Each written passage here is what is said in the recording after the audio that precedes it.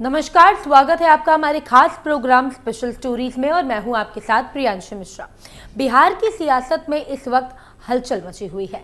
सभी पार्टियां 2025 के विधानसभा चुनाव के लिए तैयारियों में जुट गई हैं। सभी पार्टियों ने अपनी अपनी ताल ठोक दी है, लेकिन इसी बीच जेडीयू के नेता ने ऐसा खुलासा किया जिसने सबको चौंका दिया और साथ ही इंडिया गठबंधन को लेकर भी बिहार में रण तैयार हो चुका है। तो चलिए आज इन्हीं सब मुद्दों पर करते हैं आपसे बातचीत।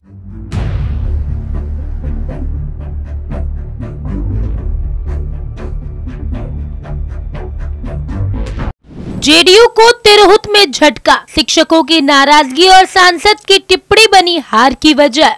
सांसद की टिप्पणी, शिक्षकों की नाराजगी और षड्यंत्र में हो रही हार के कारणों की तलाश। तिरहुत स्नातक क्षेत्र के उपचुनाव में जेडीयू की हार। बिहार विधानसभा परिषद की तिरहुत स्नातक क्षेत्र के उपचुनाव में जेडीयू की हार से पार्टी सदमे में है। हार के लिए कई कारणों को जिम्मेदार बताया जा रहा है। शिक्षकों के सरकार के प्रति नाराजगी का मुख्य कारण इसे माना जा रहा है। पार्टी को अपने सांसद देवेश चंद्र ठाकुर की उस टिप्पणी को भी अब याद कर लेना चाहिए जिसमें उन्होंने कुछ खास जातियों से कहा था कि लोकसभा चुनाव में आपने मुझे वोट नहीं दिया, अब मैं आपका व्यक्तिगत काम नहीं करूंगा। ठाकुर की ये टिप्पणी इस साल जून के तीसरे सप्ताह की है। उन्होंने मुस्लिम और यादव जाति से जुड़े लोगों को वोट न देने के लिए उल्हाना दिया था। भविष्य में कोई निजी काम न करने की घोषणा भी की थी। ठाकुर ने कुशवाहा समाज को पूरा वोट न देने के लिए भी कोसा था। चौथे नंबर पर चले गए अभिषेक। देवेश चंद्र ठाकुर के सांसद बनने के कारण ही तिरहुत में उपचुनाव हुआ। वो बीते 22 साल से परिषद के इस क्षेत्र के प्रतिनिधि थे। जेडीयू के अभिषेक झा उन्हीं की छत्रछाया में वोट मांग रहे थे। अभिषेक चौथे नंबर पर चले गए।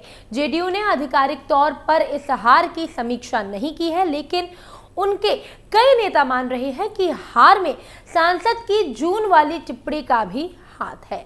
सरकार के अल्पसंख्यक कल्याण मंत्री जमा खान ने गुरुवार को ठाकुर की टिप्पणी की भूमिका के बारे में पूछने पर कहा कि किसी नेता को ऐसे शब्दों का इस्तेमाल नहीं करना चाहिए जिससे लोग आहत हों। उन्होंने शिक्षकों की नाराजगी की संभावना से भी इनकार नहीं किया, लेकिन दावा किया कि ये विधानसभा चुनाव तब तक ठीक से हो जाएगा। तिरहुत स्नातक निर्वाचन क्षेत्र से उपचुनाव के जो नतीजे आए हैं उसको लेकर अब जेडीयू के प्रत्याशी रहे अभिषेक झा की पहली प्रतिक्रिया सामने आई है। यहां से निर्दलीय प्रत्याशी वंशीधर ब्रजवासी की जीत हुई है, जबकि दूसरे नंबर पर जन सुराज के प्रत्याशी रहे। माना जा रहा है कि अभिषेक झा की जीत होगी, लेकिन ऐसा नहीं हो पाया। अब उन्होंने 12 दिसंबर को एक्स पर पोस्ट करते हुए हार के पीछे बड़े खुलासे किए हैं। अभिषेक झा ने एक्स पर पोस्ट किया और उसमें लिखा, क्या हार में क्या जीत में, किंचित नहीं भयभीत में, कर्तव्य पथ पर जो मिले ये भी सही वो भी सही। इसके साथ ही अभिषेक झा ने आगे लिखा कि तिरहुत के सभी सम्मानित मतदाता मालिकों को मेरा प्रणाम। चुनाव के परिणाम, मतदाता मालिकों के आदेश को सलाम। जीते हुए प्रत्याशी को भी बहुत बधाई और शुभकामनाएं। अपने पोस्ट में अभिषेक झा ने षड्यंत्र और विश्वासघात का जिक्र किया है। उन्होंने लिखा कि जिन लोगों ने षड्यंत्र किया, विश्वासघात किया, उनका भी आभार, क्योंकि इससे बहुत बड़ी सीख मिली।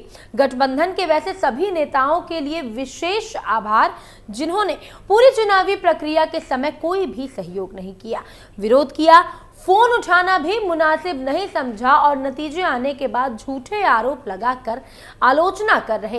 इन सबसे मेरा मनोबल और संकल्प दृढ़ हुआ है। उन्होंने आगे लिखा कि पूरे तिरहुत के साथियों से बहुत प्यार और सम्मान मिला, जिसके लिए मैं आजीवन आभारी रहूंगा।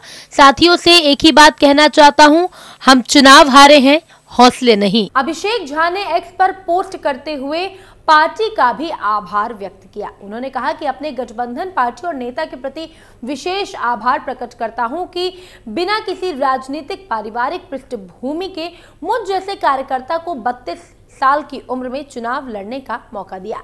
गठबंधन और पार्टी के उन नेताओं कार्यकर्ताओं के प्रति विशेष आभार जिनकी पूरी निष्ठा और लगन से मेरी मदद की। दल के अलावा जिन सामाजिक लोगों ने इस चुनाव में बढ़ चढ़कर हिस्सा लिया, उनका सुवाद।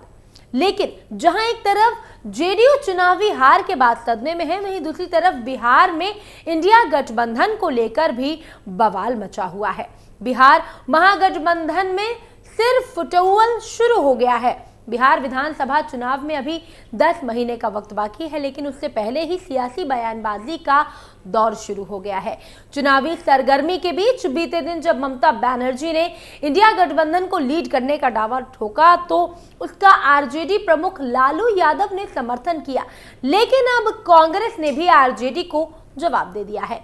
बिहार कांग्रेस के सचिव प्रभारी शहनवाज आलम ने बड़ा दावा किया है। उन्होंने कहा, बिहार में 2025 विधानसभा चुनाव के लिए कांग्रेस ने एक संकल्प ले रखा है। ये संकल्प बिहार में 2 डिप्टी सीएम बनाने को लेकर है। लखीसराय में कांग्रेस नेता शहनवाज आलम ने कहा कि बिहार में अगर महागठबंधन की सरकार बनेगी तो 2 उप मुख्यमंत्री बनाए जाएंगे। एक डिप्टी सीएम स्वर्ण की जातियों के होंगे तो दूसरा मुस्लिम समाज के होंगे। शहनवाज आलम का ये बयान ऐसे समय पर आया जब महागठबंधन में बयानों के तीखे वार चल रहे हैं। राहुल गांधी के नेतृत्व पर सवाल खड़े हो रहे हैं और ममता बनर्जी का समर्थन भी लालू प्रसाद यादव ने किया है। बहरहाल बिहार में 2025 विधानसभा चुनाव से पहले प्रेशर पॉलिटिक्स चरम पर है। शहनवाज आलम के इस बयान का सियासी मतलब निकाला जा रहा है।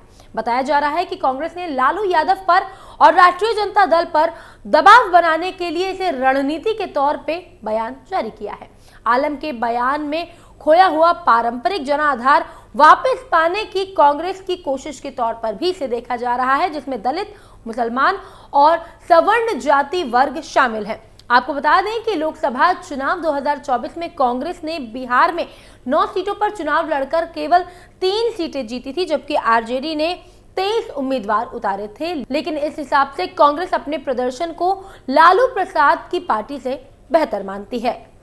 ममता को लेकर प्रेम कुमार का बयान। इंडिया गठबंधन के नेतृत्व को लेकर ममता बनर्जी की ओर से जताई गई इच्छा पर नीतीश सरकार के मंत्री प्रेम कुमार ने बड़ा बयान दिया है।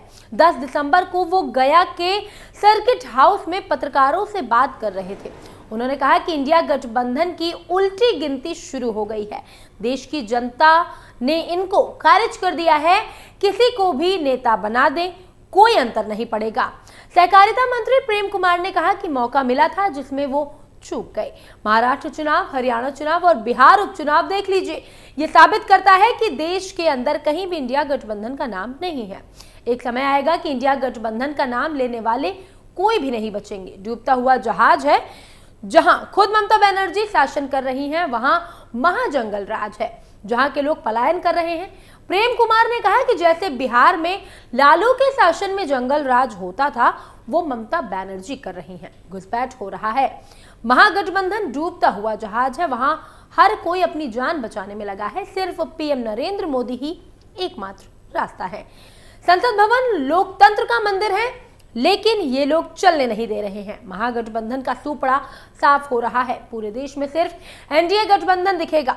आगे प्रेम कुमार ने लालू यादव के उस बयान पर भी पलटवार किया जिसमें आरजेडी सुप्रीमो ने नीतीश कुमार के लिए नैन सेकने वाली बात कही। प्रेम कुमार ने कहा कि ये निंदनीय है। एक अनुभवी और लंबे समय तक राजनीति में रहने वाले का इस तरह का बयान आता है, ये काफी निंदनीय है। लालू प्रसाद को माफी मांगनी चाहिए। महिलाओं का अपमान किया गया है। महिला संवाद यात्रा को लेकर उन्होंने कहा कि एक अच्छी पहल है। उन्होंने ये भी कहा कि लालू यादव समय रहते माफी मांगेंगे, नहीं तो आने वाले वक्त में बिहार की जनता सबक सिखाने का काम करेगी। यानी कुल मिलाकर बिहार में इस वक्त जमकर सियासत हो रही है और इंडिया गठबंधन में भी अब फूट पड़ती हुई नजर आ रही है। ऐसे में बिहार की राजनीति किस तरफ मोड़ लेगी, ये देखना काफी दिलचस्प होगा। फिलहाल आज की स्पेशल स्टोरी में इतना ही, लेकिन बाकी बिहार की तमाम खबरों को जानने के लिए आप देखते रहिए कैपिटल टीवी बिहार और चैनल को लाइक, शेयर और सब्सक्राइब करना बिल्कुल ना भूलें। नमस्कार।